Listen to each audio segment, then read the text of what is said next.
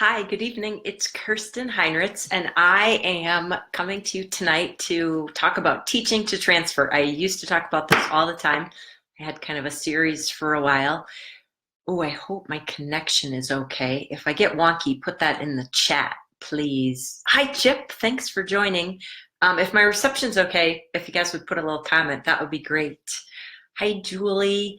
If you're jumping on here, I would love if you put in the comments where you're coming in from, and if you're watching it live, and if you hit the little thumbs up, then I know you're here. That's always fun too.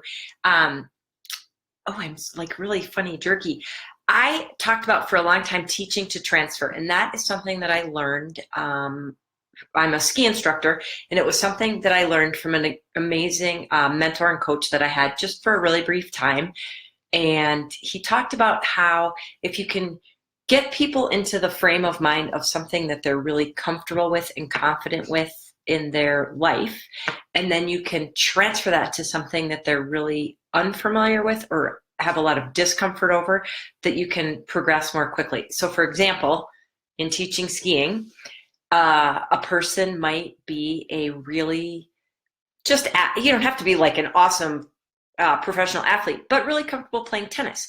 So we can talk about taking those skills and body positions and stances and where your weight is and so on from tennis, and then we can apply that to skiing. And so it feels in their body really, really more comfortable and familiar. So that leads me to this idea of then there are these other things in your life that you can learn that then you can also transfer to other things. So it just doesn't have to be like tennis to skiing, for example. So the first thing in that regard that I just wanted to touch on was I have this funny thing always when I'll ride a chairlift with somebody, and the parent will say, "Oh, our kids are in ski school. It's so great. They're getting better than us." And I'll say, "Well, maybe you should take a lesson. They can be really fun." And they say, "Oh, no, I don't need that." And I think, I'm a ski instructor and I get coached. Our coaches and our training leaders go to coaching clinics over the off season, like on Mount Hood and stuff. Lindsey Vonn has a coach. So in order to find success in life and in anything you do, what I've really found, again, taking my knowledge that I know about teaching skiing in particular, that you need to have a coach or a mentor way beyond your 12th grade soccer coach. So that can be somebody in your business, somebody outside your business. It can maybe be like the training coach at your gym that can help you like push beyond what you think that you can do. But as people, if we're not growing, we're dying. I hate to say it, but it's true. So I always like to remind people that you can push yourself and maybe use something that you're good at to help you propel yourself in another way. I decided to do the conscious cleanse. I'm on day 10, I think, actually. I had gotten sick over the winter and I just couldn't kick it and had achy joints, and I felt horrible, horrible, horrible.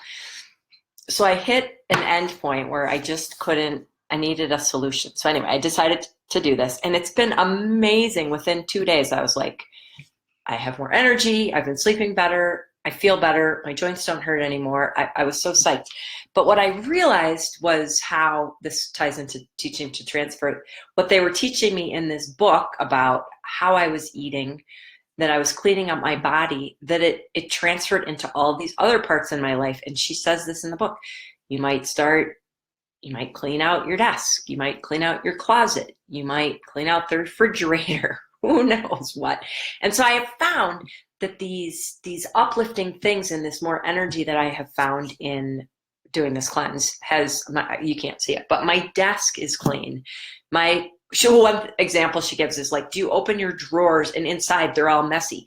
So I've been really, and it's not because she told me to, it just like became a natural feeling to do this because I was cleaning my body, and then I transferred that into my life, my language, what was inside my drawers. It's been extraordinary. So one thing when you're like pushing yourself and trying to something new and falling forward, it's really great if you can have amnesia. So if you can forget the foibles from before, if I can forget the fall I took on that run and get back up and do it again because a coach has worked with me and told me I could do that. And it really can be helpful. So in my business, I work actually with, it's fun because one of the mentors that I work with is an athlete. He's was a football player and a gym owner. So that kind of a personal development coach, fitness, and then can take the big picture of like college level athlete and have amnesia and push you and push you. So I'm so grateful that I have somebody that's an athlete that I'm working with for mentorship in my business that can help me, because I love those analogies. I love my poor kids. I spit them back at them all the time about skiing, but I love that. And I love to feel afraid and pushed. And then that makes me feel alive. I have pictures on here, if you look back, of like hiking up and holding onto this rope, and we're going to ski and my skis are on my back. That makes me feel alive and fun.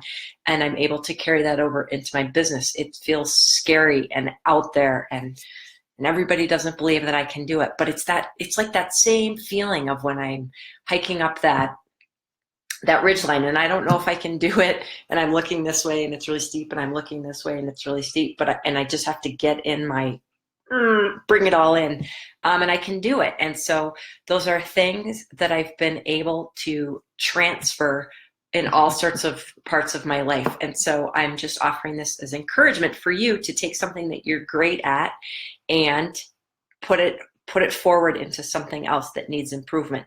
And then the last thing I want to say, we had this funny conversation, Chris and I'm sure y'all know this, but personal development, all this stuff that we're talking about, it's like a muscle and you have to flex it every day. It's like taking a shower. You have to do it every day. And we were talking to somebody kind of having a disagreement. And I said, well, I listen to these podcasts and they help me explain myself in this way. And this is how I can take responsibility and offer forgiveness and so on. And they looked at each other and said, we've listened to a few podcasts like that. And I'm like, it's like showering. You have to do it over and over again.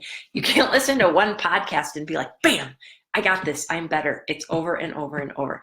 So I do that every day in my business. Maybe you do too. Maybe you have a coach in some part of your life. I'd love to know or hear what that is, whether it's a fitness coach, a business coach, a motivation coach, or somebody that you work with within your organization, like I've been fortunate enough to be able to do with Seville Co. and Tanya Hagri. It's just been truly life-changing for me. So I wanted to share that. And thank you so much for popping in, and have a great evening.